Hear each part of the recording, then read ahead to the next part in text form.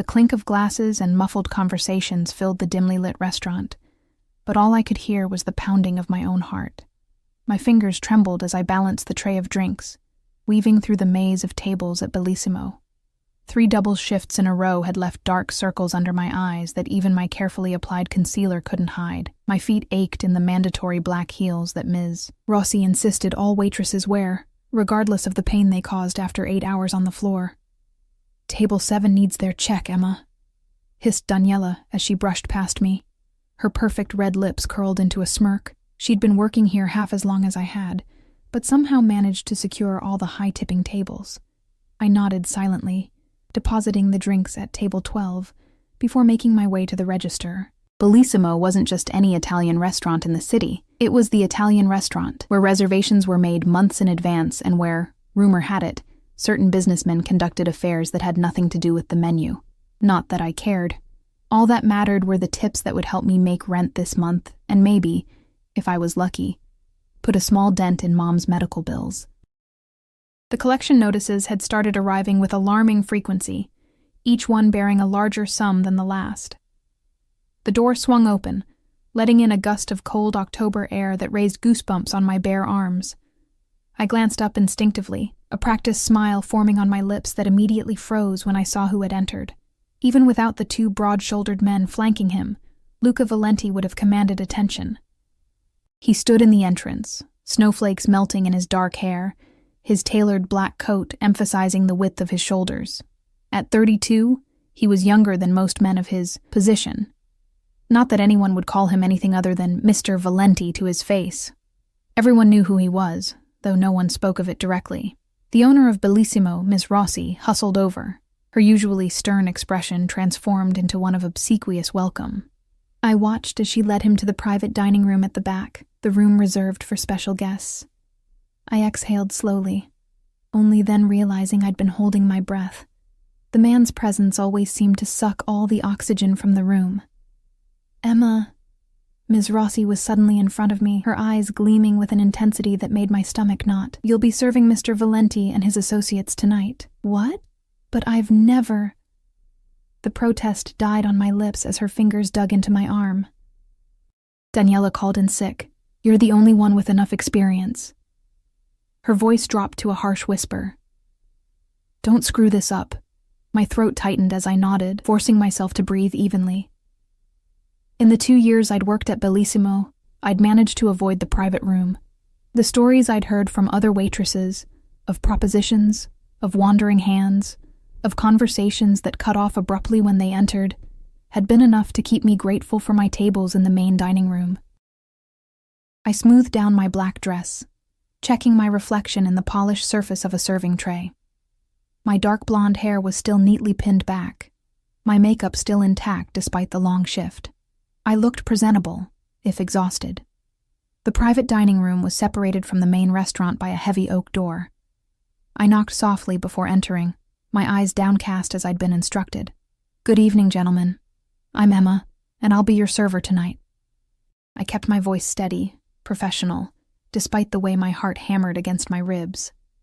4 men sat around the large round table, but it was Luca Valenti who drew my gaze like a magnet. Up close, his presence was even more overwhelming. His eyes, a shade of amber so dark they appeared almost black in the low lighting, flicked briefly over me before returning to the man speaking across from him. "The Bordeaux 2010, he said, his voice a low, smooth rumble that sent an involuntary shiver down my spine. He hadn't bothered looking at the wine list I'd placed on the table. I nodded, turning to leave when another man at the table, older, with silver at his temples and a heavy gold watch glinting on his wrist, reached out and caught my hand. "What's the rush, Bella?" His fingers were cold against my skin, his grip just tight enough to be uncomfortable. "Why don't you join us for a moment?" I kept my eyes fixed on a point just past his shoulder, my pulse racing. "I need to get your wine, sir. Carlo." Valenti's voice was quiet but carried a note of warning that made the older man's smile falter. "Let her go." Carlo released my hand with obvious reluctance, and I retreated, careful not to move too quickly, not to show how badly I wanted to flee. The kitchen was a blessed chaos of steam and shouted orders, so different from the charged tension of the private room. I leaned against the cool wall for a moment, collecting myself. First time serving them, Marco, the bartender, appeared beside me with the wine I'd ordered. His face was sympathetic. "Just keep your head down and your ears closed, kid. That's how you survive a night with Valenti's crew." I nodded, taking the wine with hands that had finally stopped shaking. "Thanks." The evening progressed in a blur of courses and careful movements. I developed a rhythm. Enter silently, serve efficiently, leave promptly. The men largely ignored me after that initial interaction, deep in conversation that would abruptly halt whenever I approached. I became adept at announcing my presence with a subtle clearing of my throat, giving them time to pivot to casual topics. It was during the dessert course that everything changed. I was returning from the kitchen with a tray of espresso when I heard raised voices from inside the private room. I paused outside the door, hesitating. The voices grew louder, and I caught fragments of conversation that made my blood run cold. "Tomorrow night at the warehouse. Valenti won't see it coming. Russo's men are already in position." I stood frozen, the tray trembling slightly in my hands. I should walk away. Should pretend I'd heard nothing. That's what Marco would advise. That's what any sane person would do. Instead, I found myself pushing open the door with my hip, entering the room as if I hadn't just overheard a plan to betray the most dangerous man in the city. The conversation cut off instantly. 4 pairs of eyes turned to me, but I only registered Valenti's gaze, sharp, assessing, as if he could see right through me to the knowledge I now carried. I set down the espressos with mechanical precision, my movements on autopilot while my mind raced. One of these men, perhaps all of them except Valenti himself, was planning something for tomorrow night, something Valenti wouldn't see coming. As I placed the last cup in front of Carlo, he grabbed my wrist again, harder this time. "You look pale, Bella. Heard something interesting outside?" My mouth went dry. "No, sir. Just tired from a long shift." His fingers tightened painfully. "I don't believe you." "Carlo." Valenti's voice cut through the tension like a blade. "Business is concluded for tonight." It wasn't a suggestion. Carlo released me, but his eyes promised retribution. I stepped back, bumping into Valenti, who had risen from his chair. The contact sent a jolt through me. He radiated heat like a furnace, the expensive fabric of his suit brushing against my arm. "I'll escort myself out," he said to the table at large, his tone pleasant, but his eyes cold. "Gentlemen?" The other men nodded, a current of something unspoken passing between them. Valenti turned to me, and for one terrifying moment, I thought he might say something about what I'd overheard. Instead, he simply placed several large bills on the table, far more than the meal had cost, and walked out. I finished clearing the table in a daze, hyper-aware of the 3 remaining men watching my every move. When I finally escaped to the kitchen, my hands were shaking so badly I had to set down the tray before I dropped it. "You okay?" Marco asked, eyeing me with concern. I nodded automatically. "Fine, just ready for my shift to end." The rest of the night passed in a blur. The 3 men left eventually, Carlo's gaze lingering on me with naked hostility as he departed. By the time I finished my side work, it was nearly midnight. The restaurant had emptied, with only Ms. Rossi counting the register, and Marco wiping down the bar. "Good job tonight, Emma," Ms. Rossi said, surprising me with the rare praise. Mr. Valenti left a generous tip. "You've earned your share." She handed me an envelope thick with cash. I should have felt elated. This would cover at least 2 of Mom's medical bills, but all I felt was numb. "Thank you," I murmured, tucking the envelope into my purse. "See you tomorrow." The night air was bitter cold as I stepped outside, pulling my thin jacket tighter around me.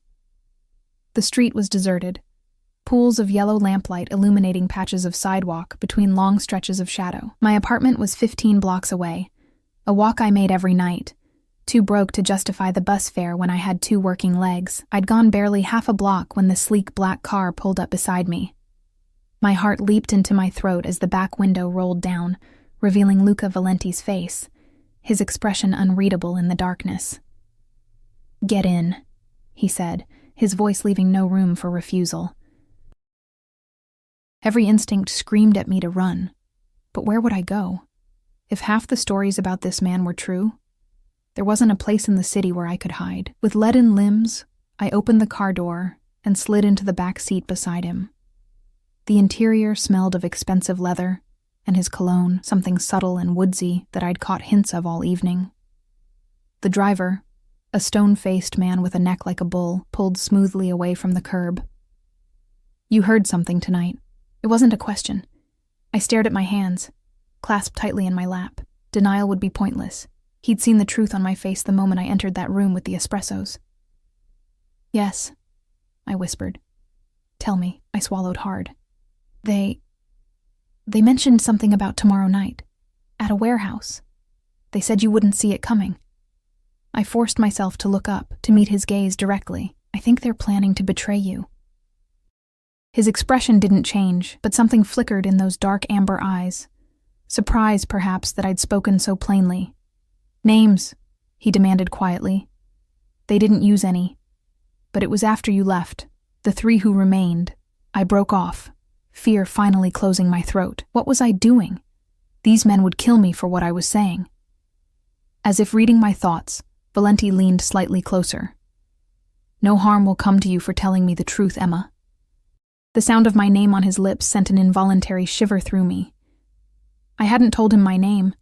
He'd remembered it from my introduction hours earlier. "They mentioned someone named Russo," I continued, my voice barely audible. "That his men were already in position." Valenti's jaw tightened almost imperceptibly. He sat back, his gaze moving to the window, though I doubted he was seeing the streets we passed. "Where do you live?" he asked abruptly. I hesitated, then gave him my address in the rundown Eastern District. He nodded to his driver, who adjusted our course. "Why are you telling me this?" he asked, his eyes returning to my face. "You must know it's dangerous." The question caught me off guard. Why had I? Self-preservation alone should have kept me silent. "I don't know," I admitted. It just seemed wrong. What they were planning. I looked down at my hands again, and Carlo. The way he grabbed me, the way he looked at me. I think he would have hurt me either way. Valenti was silent for a long moment. "Yes," he finally said. "He would have." The car slowed in front of my apartment building, a crumbling brick structure that had seen better days decades ago. I reached for the door handle, desperate now to escape the confined space and the man who filled it with his dangerous presence. "Wait." His hand closed over my wrist, gentle but firm. Unlike Carlo's grip, his touch was warm, almost fevered. "This information, I'm in your debt." I shook my head quickly. "No, please. I don't want to be involved." A small, cold smile curved his lips. "Too late for that, I'm afraid." The driver exited the car and opened my door from the outside. I slid out, legs unsteady beneath me. "Your kindness won't be forgotten, Emma," Valenti said, just before the door closed between us. The car remained at the curb, engine idling, as I fumbled with the building's security door. Only when I was safely inside did it pull away, disappearing into the night like a sleek predator. I climbed the 4 flights to my tiny apartment, my mind replaying every moment of the evening. What had I done? And what would happen tomorrow night, now that I'd warned him? As I unlocked my door, a terrible certainty settled over me.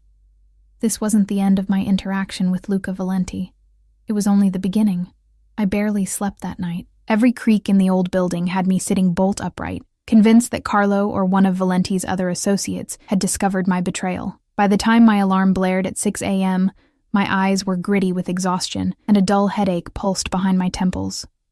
The morning light filtering through my thin curtains revealed my apartment in all its depressing glory. Water stains spreading across the ceiling, peeling wallpaper, and the second-hand furniture I'd scrounged from thrift stores. But it was mine, paid for with countless double shifts and skipped meals. My phone buzzed on the nightstand. Mom's nursing home, again. I let it go to voicemail, not ready to hear another concerned update about her deteriorating condition, or another gentle reminder about the mounting bills. The guilt gnawed at me, but I pushed it aside, one problem at a time. I showered quickly in lukewarm water. The building's ancient boiler never managed anything hotter, and dressed for my shift at the diner where I worked mornings. Bellissimo might be where I made most of my money, but Gino's diner kept me afloat between dinner shifts. Outside, the city was waking up, exhaust fumes mingling with the smell of fresh bread from the bakery down the street. I pulled my jacket tighter against the chill, scanning the street nervously for black cars or watching eyes. Nothing seemed out of place, yet I couldn't shake the feeling of being observed. The morning passed in a blur of coffee refills and greasy breakfast orders. My mind kept drifting to what might be happening at that warehouse tonight, to what Valenti might be planning in response to my warning. Would there be violence? Deaths? And would those deaths be on my conscience? "Order up, Emma!" Gino's gruff voice snapped me back to reality. He pushed a plate of pancakes across the counter, eyeing me with concern. "You with us today? You look like you've seen a ghost." I forced a smile. "Just tired. Worked late at Bellissimo." Gino grunted sympathetically. He knew I was working 2 jobs, though I'd never told him why. "Don't burn yourself out, kid." By the time I left for my afternoon break before heading to Bellissimo, dark clouds had gathered overhead, threatening rain. I stopped at the nursing home, a detour I couldn't afford time-wise but couldn't avoid emotionally. The antiseptic smell hit me as soon as I walked in, making my stomach clench. Mom's room was at the end of the hall, a small space that cost more each month than my apartment. The early onset dementia had progressed faster than the doctors predicted. Some days she recognized me. Other days I was a stranger. Today was a bad day. "Who are you?" she asked, her once sharp eyes cloudy with confusion. "Are you the new nurse?" I swallowed the familiar pain. "It's Emma, Mom, your daughter." She frowned, studying me. "I don't have a daughter." I sat with her anyway, holding her hand and telling her about my day, omitting the parts involving Mafia bosses and murder plots. By the time I left, the sky had opened up, rain sheeting down in icy torrents. I ran for the bus stop, arriving soaked and shivering. Bellissimo was unusually quiet when I arrived. I slipped in through the back entrance, heading straight for the employee lounge to change into my dry uniform. Daniela was there, applying a fresh coat of lipstick in the small mirror. "You're late," she said without looking at me. "Bus was delayed because of the rain." I peeled off my wet jacket, reaching for my locker. She snapped her compact shut. "Ms. Rossi wants to see you, in her office." My stomach dropped. Had someone connected me to whatever had happened with Valenti? Did she say why? Daniela shrugged, a hint of malicious curiosity in her eyes. "No." But she didn't look happy. Ms. Rossi's office was a small room off the kitchen, meticulously organized and intimidatingly austere. She sat behind her desk, her expression inscrutable as I entered. "Emma, close the door." I obeyed, my pulse racing. "Is something wrong, Ms. Rossi? Mr. Valenti called this afternoon." She watched me carefully, noting my involuntary flinch at his name. "He requested you specifically as his server tonight." Relief washed over me, quickly followed by a new wave of dread. "Me?" But I thought, isn't Daniela handling the private room? Ms. Rossi's eyes narrowed. "Apparently Mr. Valenti was impressed with your service last night. This is an honor, Emma. One that could be very profitable for both you and the restaurant." Her tone made it clear that refusal wasn't an option. "He's reserved the room for 8 p.m. Just him, no other guests. Make sure you're prepared. Just him." The words echoed in my head as I left her office. What did that mean? Was this about my warning? Or something worse? The hours crawled by. I moved through my regular tables in the main dining room mechanically, spilling a glass of water at table 9 and forgetting a dessert order at table 4. By 7:30, my nerves were so frayed that Marco pulled me aside. "What's going on with you?" he asked, his voice low. "You look like you're about to jump out of your skin." I shook my head. "Nothing. Just not feeling well." He didn't believe me.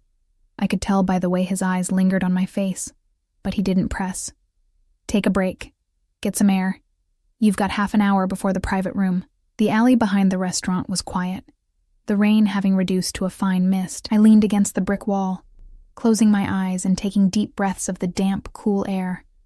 I could run, take the night's tips, get on a bus, go anywhere. But Mom, I couldn't leave her. And something told me that even if I ran, Luca Valenti would find me. At precisely 8 p.m., I knocked on the door of the private dining room, a bottle of the 2010 Bordeaux already in hand. There was a long pause before his voice called, "Enter." Valenti sat alone at the round table, as Ms. Rossi had said. He'd removed his suit jacket, the crisp white of his shirt a stark contrast to his tanned skin. His dark hair was slightly disheveled, as if he'd run his fingers through it repeatedly. Despite the casual posture, there was nothing relaxed about the way he watched me approach. "Good evening, Mr. Valenti," I said, proud that my voice remained steady. "Would you like to see a menu?" "Sit down, Emma." Not a request. I hesitated, then slowly lowered myself into the chair across from him, setting the wine on the table between us. "Have you eaten?" he asked, the question so unexpected that I blinked in confusion. No, I haven't had time." He pushed a leather-bound menu toward me. "Order something for yourself, and open the wine." My hands trembled slightly as I uncorked the Bordeaux, pouring a measure into his glass, and then, at his gesture, into a second glass for myself. I set the menu aside without opening it. My appetite had vanished the moment I'd entered the room. "What happened?" I asked, the question escaping before I could stop it. "With what I told you." His eyes met mine, unreadable and dark. "You're very direct for someone in your position. I can't eat or drink with you if I'm wondering if men are dying because of what I said," I replied, surprised by my own boldness. A hint of something, amusement perhaps, flickered across his features. "No one has died, yet." He took a sip of his wine. "Thanks to you." Relief washed through me, leaving me lightheaded. "So you stopped it?" "Whatever they were planning. I changed my plans," he corrected. "The meeting at the warehouse has been postponed." I nodded, taking a small sip of the wine to steady myself. It was richer than anything I'd ever tasted, complex flavors lingering on my tongue. "Why did you warn me?" Valenti asked, echoing his question from the night before. "The truth this time." I set down my glass carefully. "I told you the truth. What they were planning seemed wrong. You don't know me. You don't know what kind of man I am or what I've done." His voice remained conversational, but there was an edge to it now. "For all you know, I deserved whatever they had planned." I met his gaze, surprising myself again with my candor. "Maybe, but Carlo scared me more than you did." Valenti laughed, the sound low and unexpected. "A questionable character assessment, but I'll take it." He leaned forward slightly. "You've placed yourself in a difficult position, Emma. Carlo suspects you overheard something. He wanted to handle it his way." A chill ran through me at the implication. "And what's your way?" "I protect those who are loyal to me."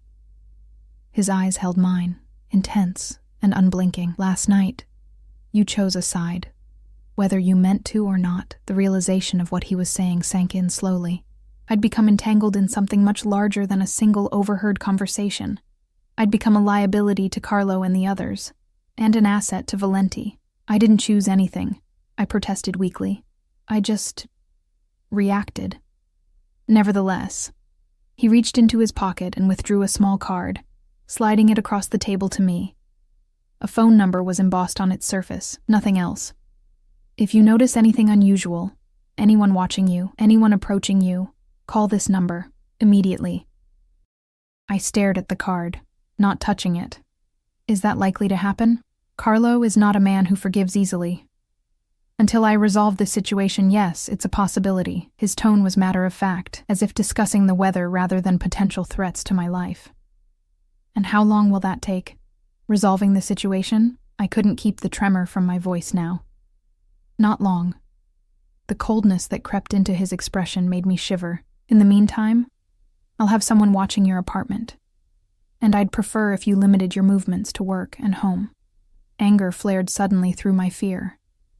"You can't just control my life like that. I have responsibilities. My mother—" "Your mother in the Meadowbrook nursing home," he interrupted. "Room 418, early onset dementia. 3 months behind on payments." The blood drained from my face. "How do you—" "I make it my business to know who I'm dealing with." He picked up his wine glass again, studying the deep red liquid. "Your mother's bills have been taken care of. For the next 6 months. I gaped at him, unable to process what he'd just said. Why would you do that? Considerate payment for the information you provided. His eyes met mine again. And incentive for your continued discretion. The implication was clear. My mother's care was now tied to my cooperation. It was both a generosity and a threat, wrapped in the same elegant package. I'm not for sale, I said quietly. Everyone has a price, Emma, he replied, not unkindly. Yours just happens to be more honorable than most. Before I could respond, there was a knock at the door. Valenti straightened, his expression closing off. That will be my driver. I have business to attend to. I rose shakily from my chair, the untouched wine swimming in my glass. As I turned to leave, his hand caught my wrist, his touch sending an unwelcome jolt of electricity through me. The card, he reminded me, nodding to where it still lay on the table. I picked it up reluctantly, slipping it into my pocket. One more thing, he added, his voice dropping to a timbre that made my skin prickle. I'll be keeping a close eye on you, Emma. For your protection. His gaze lingered on my face for a moment longer than necessary, and I had the unsettling feeling that his interest might extend beyond gratitude for my warning or concern for a potential liability. Something possessive lurked behind those amber eyes, something that made my heart beat a rapid tattoo against my ribs. The next 2 days passed in a haze of anxiety and hypervigilance. I found myself scanning every face at the diner, every shadow on my walk home, every car that lingered too long at a curb. The weight of the card in my pocket felt like a stone, a constant reminder of the world I'd accidentally stepped into. True to Valenti's word, I occasionally glimpsed men I didn't recognize watching my apartment or following at a distance during my commute. They made no attempt to hide their presence. Perhaps that was the point. A visible deterrent against whatever threat Carlo might pose. On the third morning after my conversation with Valenti, I received a call from Meadowbrook. For once, it wasn't about overdue payments. Miss Turner, we wanted to let you know about some changes to your mother's care plan, the administrator said, her voice warm with an enthusiasm I'd never heard before. She's been moved to one of our premium suites, with a private nurse assigned specifically to her case. I sank onto the edge of my bed, stunned. There must be some mistake. I can't afford. Oh, it's all been arranged, she interrupted smoothly. A private benefactor has covered everything. Your mother's quite comfortable. She even has a view of the gardens now. A private benefactor. I closed my eyes, a confusing mix of gratitude and resentment washing over me. This was no mere payment for information. This was Valenti binding me to him with golden chains. Is there any way to decline this arrangement? I asked carefully. The administrator's voice cooled noticeably. I wouldn't recommend it, Miss Turner. Your mother has already been relocated, and she seems to be responding positively to the new environment. Disrupting her again could be detrimental to her condition. Of course, he'd made it impossible for me to refuse without hurting Mom. Clever. I thanked the administrator and hung up, staring at my phone. The card with Valenti's number seemed to burn in my pocket. I should call him, tell him to back off, that I didn't want his charity or his protection. But the memory of Carlo's cold eyes and cruel grip on my wrist held me back, and the thought of Mom, finally getting the care she deserved. I was still deliberating when my phone buzzed with a text from Ms. Rossi. No shift tonight. Restaurant closed for private event. Strange. Bellissimo never closed completely, even for private events. It was prime weekend business they'd be losing. Unless... The realization hit me with sickening clarity. Whatever Valenti had postponed at the warehouse was likely happening tonight, at Bellissimo. My warning had changed the location, not prevented the confrontation. My fingers hovered over the card in my pocket. I should stay out of it. I'd done more than enough already. Instead, I found myself at Bellissimo that evening, approaching from the alley that ran behind the kitchen. The restaurant's windows were dark, curtains drawn, but I could see the glow of light around the edges. The service entrance was unlocked, unusual and unsettling. The kitchen was deserted, pots and pans still hanging in their places, but cold and silent. No Marco preparing drinks, no line cooks shouting orders. The quiet raised the hair on my arms. I moved cautiously toward the swinging door that led to the dining room, driven by a curiosity I couldn't rationalize. Pushing it open a crack, I peered through. The main dining room had been cleared, tables pushed against walls. In the center stood Luca Valenti, surrounded by 4 men I recognized as his closest guards. Across from him were Carlo and the other 2 men from that first night, plus a 4th. Older, with silver hair, and the kind of face that might have been handsome once, before time and cruelty had carved deep lines into it. Russo, I realized. It had to be. They were talking, voices too low for me to hear from my position. Valenti's posture was relaxed, almost casual, but his men remained tense, hands never straying far from the weapons I knew they carried beneath their jackets. I should leave. Now. This was exactly the kind of situation Valenti had warned me to avoid. But as I began to back away, the kitchen door behind me creaked. I froze, my heart leaping into my throat. Well, what do we have here? I turned slowly to find a man I didn't recognize blocking the exit, a thin smile playing on his lips, one of Russo's, based on the way he looked at me, like I was a pleasant surprise rather than an intruder. I was just leaving, I said, my voice steady despite my racing pulse. I forgot something from my locker. I don't think so, Bella. He grabbed my arm, his fingers digging painfully into my flesh. Boss will want to know about this. He dragged me toward the dining room, ignoring my struggles. As we burst through the door, all conversation ceased. 8 pairs of eyes turned toward us, expressions ranging from surprise to calculated interest. Valenti's face betrayed nothing, but I caught the slight tightening of his jaw as he took in the scene. Found this one spying from the kitchen, my captor announced, shoving me forward. I stumbled, catching myself before I fell. The waitress. Russo's voice was smooth, cultured, at odds with the coldness in his eyes. How interesting. Carlo's gaze bored into me, his mouth twisting in a triumphant smirk. I told you she was trouble, Luca. Heard things she shouldn't have. Valenti stepped forward, positioning himself subtly between me and the others.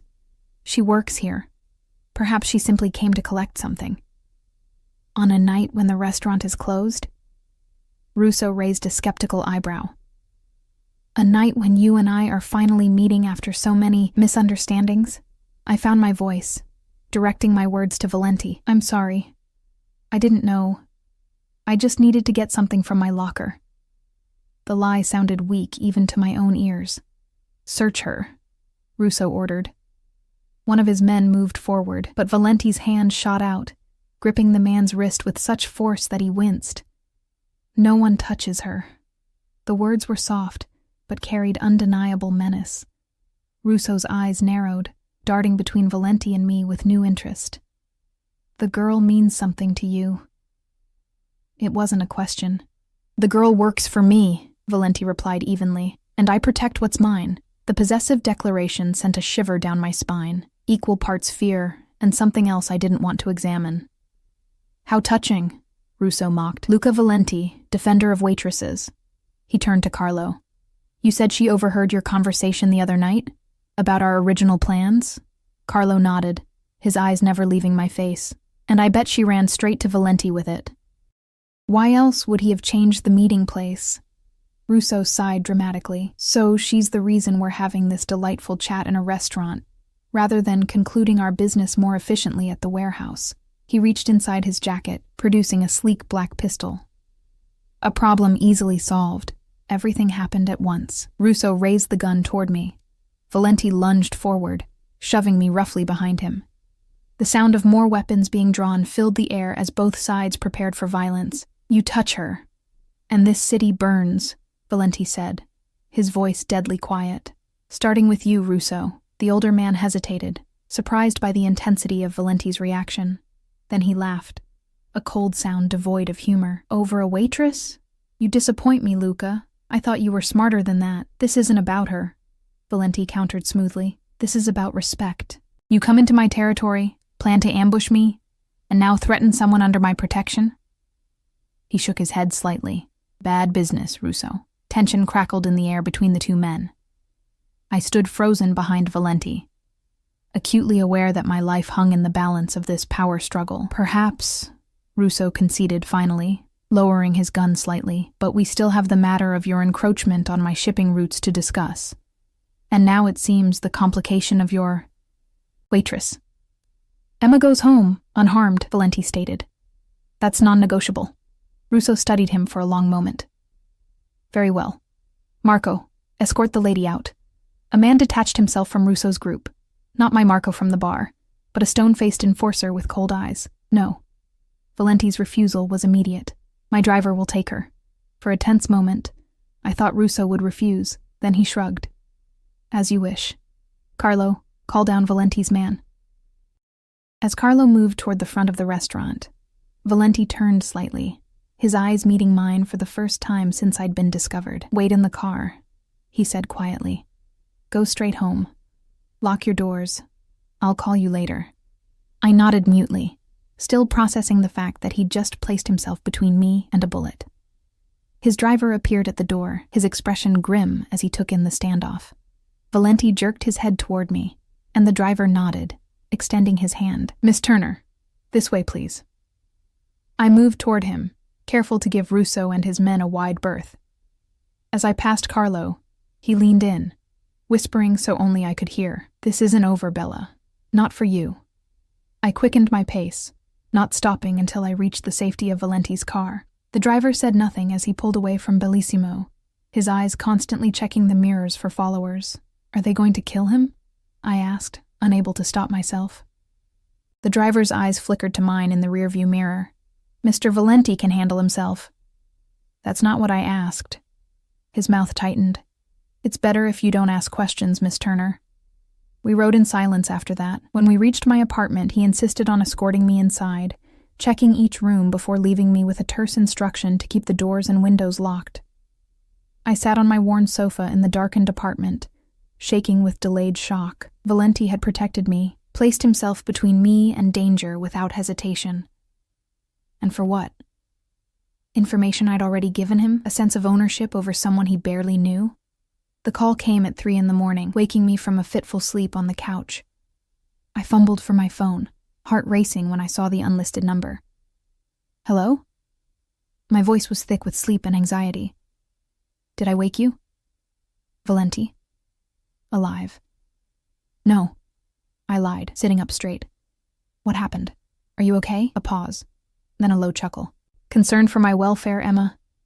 You put yourself between me and a gun, I said quietly, so yes, I'm concerned. Another pause, longer this time. Russo and I came to an understanding. The immediate situation has been resolved. Relief washed over me, though I wasn't entirely sure why. This man was dangerous, possibly a killer, and yet I'd been worried about him. And Carlo? Carlo will not be troubling you again. His tone left no doubt about what that meant. I closed my eyes, queasy at the implication. I see. No, you don't, Valenti said, his voice gentler now. But that's for the best. He cleared his throat. I'm leaving town for a few days. Business matters require my attention elsewhere. Oh. I wasn't sure how to respond. All right. You'll be safe while I'm gone. My men will keep watch on your apartment and the nursing home. And Emma... He paused. No more visits to Bellissimo until I return. Ms. Rossi has been informed you're taking a paid leave. Irritation flared through my exhaustion. You can't just arrange my life like that. I need the income... Check your account in the morning, he interrupted. The leave is fully compensated. I bit back a sharp retort. What was the point? He'd already shown he would do as he pleased, rearranging the pieces of my life like chessmen on a board. Fine, I said finally. Thank you for... tonight. For protecting me. You're mine to protect now, Emma, he replied, his voice dropping to that low timbre that made my skin prickle. Get some rest. I'll be in touch. The line went dead before I could respond to his possessive declaration. I stared at the phone, wondering how my life had changed so dramatically in just a few days. From anonymous waitress to... what? The protected property of Luca Valenti. The days of Valenti's absence stretched into a week, then nearly 2. True to his word, My bank account had been credited with more money than I would have made in a month at both jobs combined. The nursing home called twice more to update me on Mom's improved condition. She was responding well to the new medication that had previously been too expensive to consider. I should have been relieved. Instead, I felt like a bird in a gilded cage, comfortable but confined.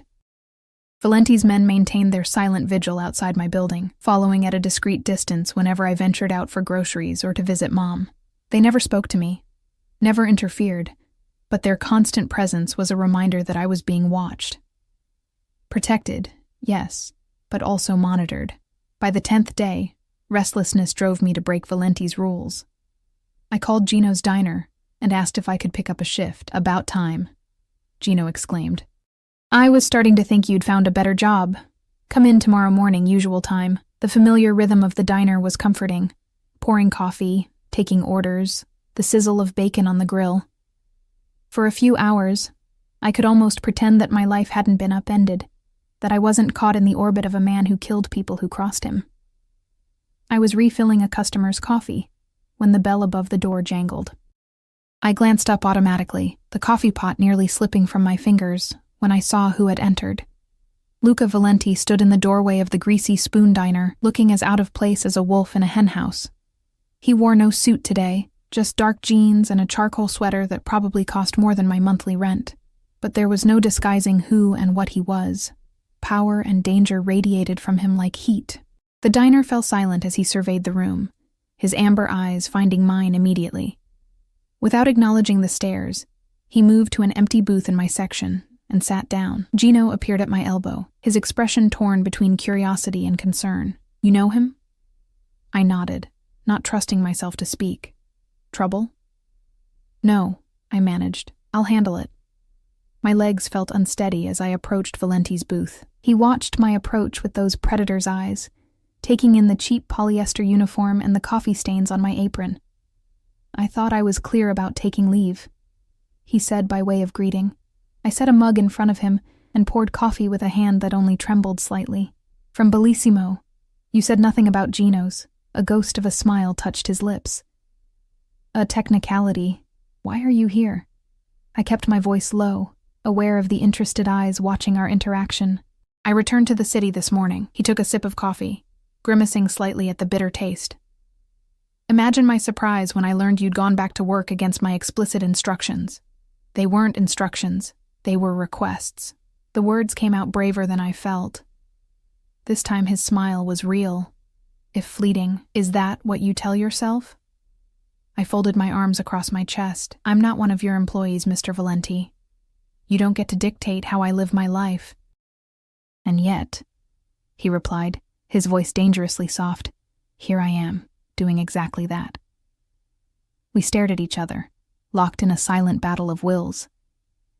It was madness to challenge him. I knew what he was capable of, had seen the cold calculation in his eyes when he'd faced down Russo.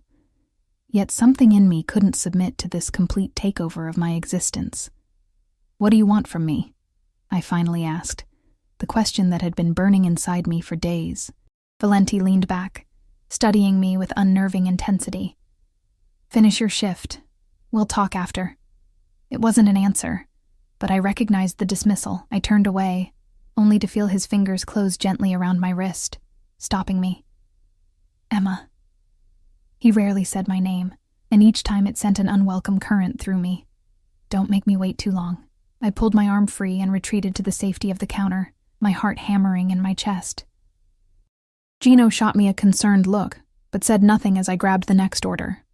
For the next hour, I moved through the diner like a sleepwalker, hyper-aware of Valenti's presence in the corner booth. He nursed his coffee, occasionally checking his phone, but mostly watching me. What did he see when he looked at me? A useful pawn? A responsibility? Something else entirely? When my shift finally ended, he was waiting outside, leaning against a sleek black car. Different from the one I'd ridden in before, but no less imposing. His driver stood at attention nearby, scanning the street with practiced vigilance. Get in, Valenti said, opening the passenger door.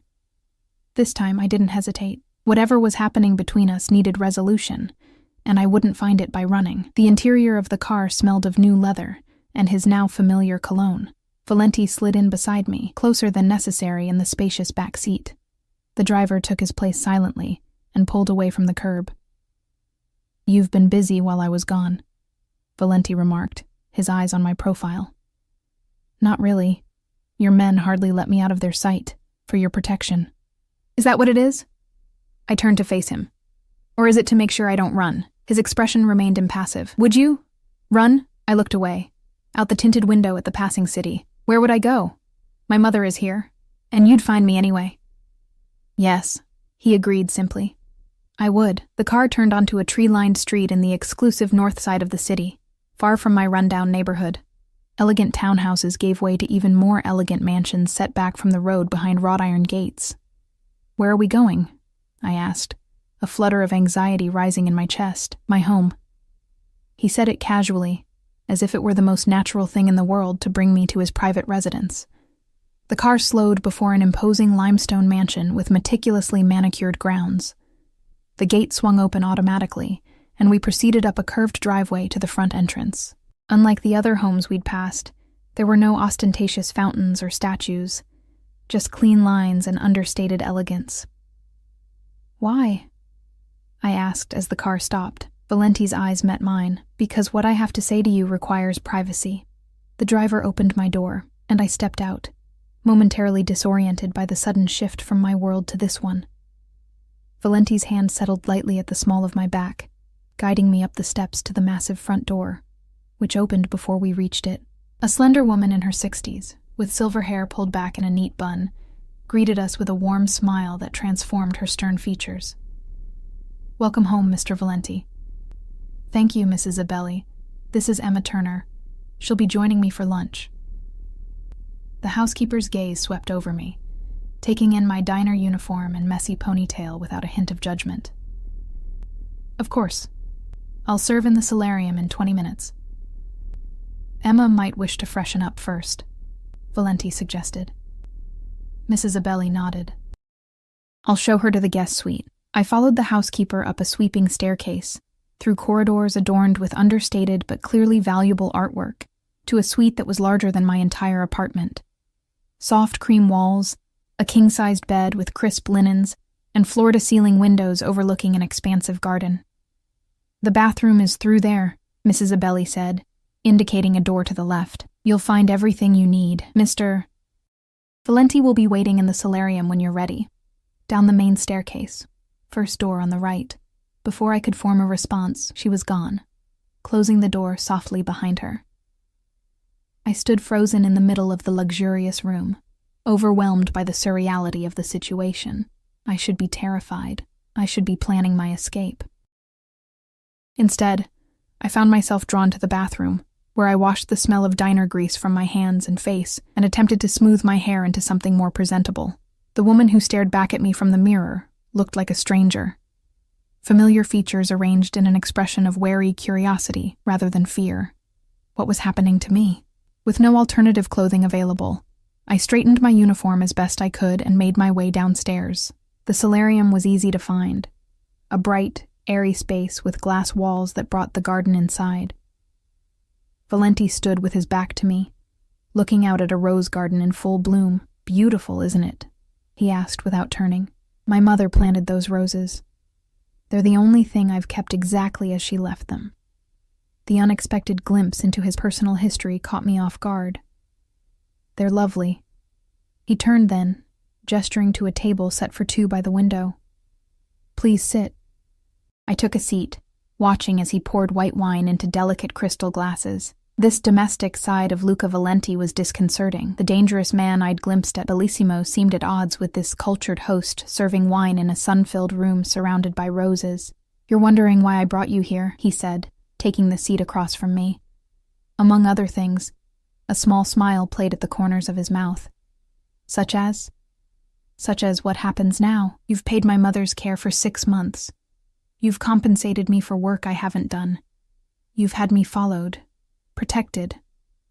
I met his gaze steadily. "What do you expect in return?" Mrs. Abelli entered with a tray of antipasti before he could answer, setting it between us with practiced efficiency before withdrawing again. Valenti selected a slice of prosciutto, considering his words carefully.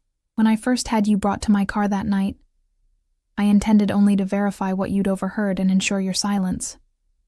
And now? I prompted when he paused, his amber eyes locked with mine.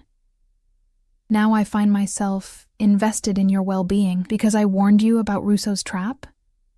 Initially, yes. He sipped his wine. But it's become more than that. My heart beat faster at the implications of his words. I'm not for sale, Mr. Valenti. I told you that before. Luca, he corrected gently. And I'm not trying to buy you, Emma. I'm trying to protect you. From what? The danger I'm in only exists because of my connection to you. A shadow crossed his features. Not entirely true. Carlo had marked you as a target long before you warned me. He has a history with waitresses that doesn't end well. I shivered, remembering Carlo's cold eyes and cruel grip. So what now? You keep me as a permanently protected witness. I can't live like this forever, jumping at shadows, followed everywhere I go. No, he agreed, you can't. Mrs. Abelli returned with our main course, a delicate pasta with seafood that would have made my mouth water under normal circumstances. As it was, my appetite had vanished beneath the weight of anxiety. I have a proposition for you, Valenti, Luca, said after the housekeeper had gone. I'm listening. He set down his fork, giving me his full attention. Come work for me, officially. I stared at him. Doing what exactly? I own several legitimate businesses that could use someone with your observational skills. His expression remained serious. You notice things others don't. You're intelligent, discreet when necessary, and not easily intimidated. All valuable qualities. You want me to spy for you, I translated flatly. I want to offer you a position with better pay, better hours, and better prospects than waiting tables. He leaned forward slightly. And yes, occasional insights about the people I do business with would be appreciated. I pushed my plate away, appetite completely gone now. And if I refuse? Then you return to your life, with my protection continuing as long as necessary. His voice was neutral, giving nothing away. Your mother's care remains secured either way. That was never conditional. The offer hung between us, tempting in its simplicity, a way out of the endless struggle to make ends meet, to provide for Mom, to build some kind of future. All it would cost was my independence, and possibly my conscience. I need time to think, I said finally. Luca nodded, as if he'd expected this answer. Of course. We finished the meal in relative silence, the tension between us shifting into something less adversarial, but no less intense. As Mrs. Abelli cleared away the dishes, Luca's phone buzzed. He glanced at it, a slight frown creasing his brow. Is something wrong? I asked, surprising myself with my concern. Nothing urgent, he replied, returning the phone to his pocket. My driver will take you home now. Take the weekend to consider my offer. As we rose from the table, he stepped closer than strictly necessary, his proximity sending that now familiar current through my veins. Up close, I could see the fine lines at the corners of his eyes, the shadow of stubble along his jaw, the tiny scar above his left eyebrow. Whatever you decide, he said softly, know that I will keep you safe, Emma. Whether you're mine or not. The possessive claim sent a shiver down my spine, not entirely from fear. Before I could respond, he brushed his fingers lightly against my cheek, a touch so brief I might have imagined it. My driver is waiting, he said, stepping back. I'll call you on Monday. The ride back to my apartment passed in a blur, my mind racing with the implications of Luca's offer and the undercurrent of something else that had passed between us. By the time the car stopped in front of my building, I'd made my decision. Block 5. Monday arrived with a clarity I hadn't felt in weeks. I'd spent the weekend weighing my options, visiting Mom, who recognized me this time and seemed genuinely happier in her new surroundings, and coming to terms with how dramatically my life had changed since that fateful night at Bellissimo. The call came precisely at noon, as if Luca had been watching the clock. Have you made your decision? He asked without preamble. Yes, I replied, equally direct. I'll accept your offer, but I have conditions. A pause, then a low chuckle. I should have expected nothing less. Name them. First, I want to know exactly what I'll be doing. No vague descriptions of observational skills. I need specifics. Fair enough. I own several high-end restaurants, a wine import business, and a real estate development company. You would start as my personal assistant, accompanying me to meetings and events. Your official role would be managing my schedule and correspondence, but your actual value would be in watching, listening, and reporting back your impressions of the people we deal with. I absorbed this, picturing myself in sleek offices and exclusive restaurants rather than serving in them. Second condition, I want my mother's care guaranteed regardless of how long I work for you. If it doesn't work out, if I leave, she stays where she is with the same level of care. Done, he said without hesitation. I've already arranged a trust for her care that extends well beyond 6 months. It's not conditional on your employment. The ready agreement surprised me, though perhaps it shouldn't have. Money clearly wasn't an object for him. Third, I continued, I want to maintain some independence. My own apartment, my own life outside of work hours. This time the pause was longer. I can agree to that, with caveats. Your current apartment isn't secure enough. I'll arrange for something safer in a better neighborhood. As for independence after hours, within reason, your safety remains my priority. It wasn't everything I wanted, but it was more than I'd expected him to concede. Last condition, I won't do anything illegal. I won't be involved in whatever other businesses you run. You'll be employed by Valenti Enterprises, which is entirely legitimate, he responded smoothly. What I do outside of that need not concern you. A convenient fiction, but one I could live with. Then we have a deal. Excellent. The satisfaction in his voice sent a small shiver down my spine. A car will pick you up tomorrow morning at 9. Pack whatever you wish to take with you to your new apartment. The rest can be moved later or replaced. Tomorrow? I hadn't expected things to move so quickly. Is that a problem? I glanced around my shabby apartment, at the water stains on the ceiling and the second-hand furniture. What was there to wait for? No. Tomorrow is fine. Good. Oh, and Emma? His voice dropped to that lower register that never failed to raise goosebumps on my arms. I'm pleased with your decision. The line went dead before I could respond. I stood in the middle of my apartment, phone in hand, wondering if I'd just made the best decision of my life, or the worst mistake. The next morning dawned bright and crisp, autumn sunlight filtering through my thin curtains as I packed the few possessions worth taking. Clothes that had seemed adequate for a waitress now looked shabby when I considered my new role. Books, some photos of Mom from before her illness, the small jewelry box that had belonged to my grandmother. These filled a single suitcase and 2 boxes. At precisely 9, my phone buzzed with a text, car waiting downstairs. I took one last look around the apartment that had been my home for 3 years. Despite its flaws, it had been mine. Paid for with my own hard work, no strings attached. The first place that had truly been my own after leaving home. I felt a pang of something like grief as I locked the door behind me. The car waiting at the curb wasn't the sleek black sedan I'd expected, but an elegant silver Mercedes with tinted windows. The driver, different from the one I'd met previously, opened the door for me with a respectful nod. Good morning, Miss Turner. Mr. Valenti sends his apologies that he couldn't come himself. He's tied up in meetings this morning, but will meet you at the new apartment later today. I settled into the plush leather seat, my small suitcase and boxes looking particularly pathetic in such luxurious surroundings. Where exactly are we going? Lakeside Towers, miss. The north building. My breath caught. Lakeside Towers was one of the most exclusive addresses in the city, a pair of gleaming glass and steel buildings overlooking the lake, with penthouses rumored to sell for 8 figures. Even the smallest units there would cost more than I'd make in a decade of waiting tables. The drive took us away from my familiar neighborhood, through downtown and into the pristine lakefront district.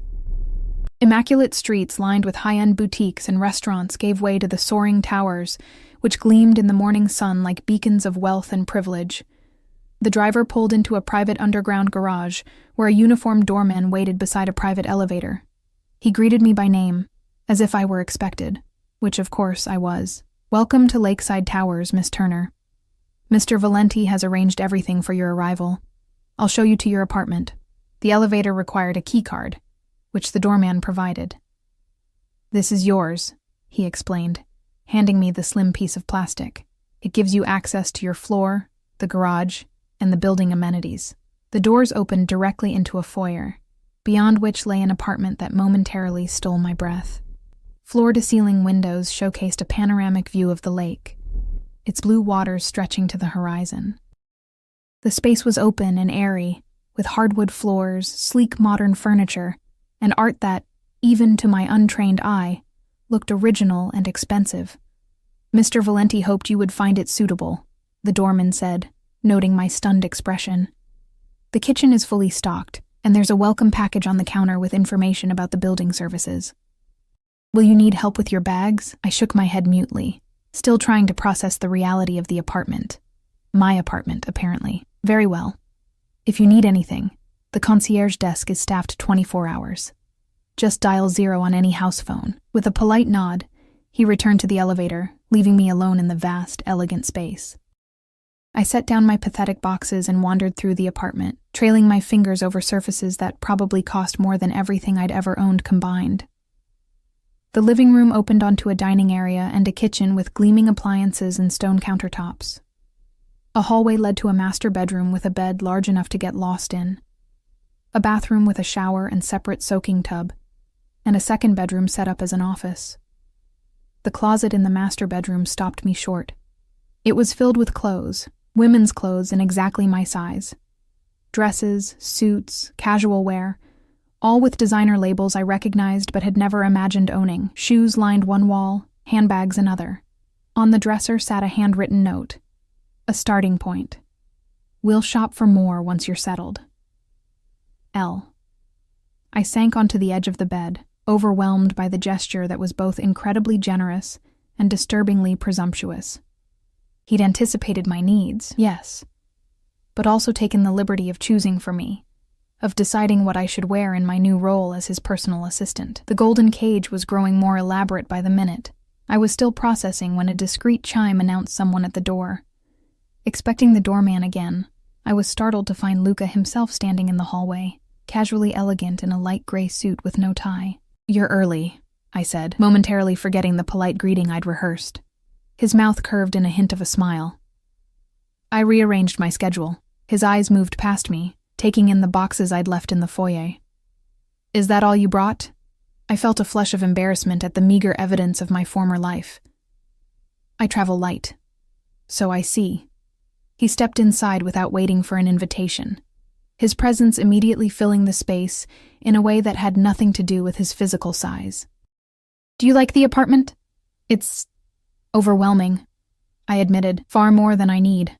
"It's secure," he countered. "And convenient to the office. The previous tenant was one of my executives who relocated last month." I followed him into the living room, watching as he moved to the windows, looking out over the lake with the air of a man surveying his domain. Which, for all I knew, he might be. "I found the clothes," I said, unable to keep a hint of challenge from my voice. "A bit presumptuous, don't you think?" He turned, one eyebrow raised. "Practical. You start tomorrow. I assumed you'd want to look the part. And what part is that exactly? Arm candy? Trophy assistant?" Something dangerous flickered in his amber eyes. "Is that what you think I want from you?" I crossed my arms, standing my ground despite the nervous flutter in my stomach. "I don't know what you want from me. That's the problem." Luca moved closer, close enough that I had to tilt my head back to maintain eye contact. "I told you what I want. Your observational skills, your intelligence, your unique perspective." His voice dropped slightly. "Anything else that develops between us will be separate from our professional arrangement." The implication hung in the air between us, charging the atmosphere with a tension that had nothing to do with fear. I took a deliberate step back. "There is no between us," I said, trying to sound more convinced than I felt. "You're my employer. That's all." Something like amusement crossed his features. "For now." Before I could form a retort, he moved toward the kitchen, effectively changing the subject. "You'll need to be ready at 7 tomorrow. We have breakfast with the zoning commissioner and then meetings at the office until lunch. After that, we'll visit the site for the new restaurant." I followed, grateful for the shift to business. "Should I be taking notes? Marina will email you the full schedule. She's been my assistant until now. She'll help with your transition for the first few weeks." He leaned against the counter, studying me with that intense gaze that seemed to see too much. "You look tired. Did you sleep last night?" The unexpected concern caught me off guard. "Not much," I admitted. "It's been a lot to process." He nodded, as if this was the answer he'd expected. "Take today to settle in. Rest. There's a car at your disposal in the garage. The doorman has the keys, but the building has everything you might need. Restaurant, spa, gym." "Thank you," I said, the words feeling inadequate for what he'd provided but necessary nonetheless. Luca straightened, checking his watch. "I have another meeting. I'll leave you to get comfortable." He moved toward the door but paused in the foyer. "One more thing." I raised an eyebrow in question. "Dinner tonight, here, to discuss the details of your role more thoroughly." It wasn't quite a question, nor entirely a command. "I'll have something sent up at 7. "All right," I agreed, too mentally exhausted to argue about yet another presumption. He nodded, apparently satisfied, then left without another word, the door closing softly behind him. I stood in the silent apartment, surrounded by luxury that didn't feel like mine, caught in the gravity of a man whose true intentions I still couldn't decipher. What had I gotten myself into? The day passed in a haze of unpacking, exploring, and trying to acclimate to my new reality. I showered in the enormous bathroom, the hot water and expensive toiletries washing away some of my anxiety. I tried on some of the new clothes, surprised to find that they not only fit perfectly, but suited me in a way my old wardrobe never had. I ventured down to the building's restaurant for lunch, using the key card that apparently also functioned as a charge card. The bill never came. By the time evening arrived, I felt more settled, if not entirely at ease. I chose a simple black dress from the closet, elegant, but not overtly sexy, and minimal jewelry. Whatever Luca's game was, I intended to maintain clear boundaries. At precisely 7, dinner arrived, delivered by a private chef who set up an elaborate meal on the dining table, complete with wine pairings and candles, before discreetly departing. Minutes later, Luca arrived, having changed into a dark suit that emphasized the breadth of his shoulders and the lean strength of his frame. "You look lovely," he said, his eyes taking in the dress with appreciation that remained just on the professional side of appropriate. "Thank you." I gestured to the elaborate table setting. "This seems a bit much for a business dinner." A smile played at the corner of his mouth. "Perhaps, but your first day deserves some celebration." He pulled out a chair for me. "Shall we?" The meal was exquisite, the conversation surprisingly easy. Luca outlined my responsibilities in more detail, managing his schedule, coordinating between his various businesses, attending meetings and events as his representative when necessary. The salary he mentioned was more than triple what I'd made at both my previous jobs combined. "And the other part?" I asked as we finished the main course. "The observational role?" Luca swirled the wine in his glass thoughtfully. "You'll meet many people in this position. Business associates, competitors, officials. I want your honest impressions. Who seems trustworthy? Who doesn't? What motivations might lie beneath the surface?" His eyes met mine. "You have good instincts, Emma. You sensed Carlo's nature immediately. That's valuable to me. And if my instincts tell me someone you trust is dangerous, or someone you're suspicious of is honest, then I expect you to tell me exactly that." He replied without hesitation. "Your value is in your unfiltered perspective, not in saying what you think I want to hear." I nodded slowly, a small knot of tension easing in my chest. Whatever else Luca Valenti might be, he didn't seem to want a yes woman. As the chef's assistant cleared away the dessert plates, Luca rose and moved to the windows, looking out at the lake now silvered by moonlight. "Come here," he said softly. "There's something I want to show you." I joined him, maintaining a careful distance. He pointed to a building across the water, its lights gleaming in the darkness. "That's where I grew up," he said, surprising me. Not in that exact building, it wasn't there then, but that neighborhood. My father was a dock worker. My mother cleaned houses for the wealthy, including this very building. I stared at him, trying to reconcile this information with the powerful, wealthy man beside me. "How did you get here?" His smile held no humor. "Hard work, sacrifice, and choices most people would never make." He turned to face me fully, I tell you this so you understand something important. Emma, I know what it's like to feel trapped by circumstance, to work yourself to exhaustion just to stay afloat, to watch someone you love suffer because you can't afford to help them. The unexpected vulnerability in his voice caught me off guard. Why are you telling me this? Because I want you to know that despite what you may think, I do understand what I've asked of you. The position you're in. His eyes held mine, intense and unwavering, and I want you to know that while I expect your loyalty and discretion, I don't take them for granted. Something shifted between us in that moment.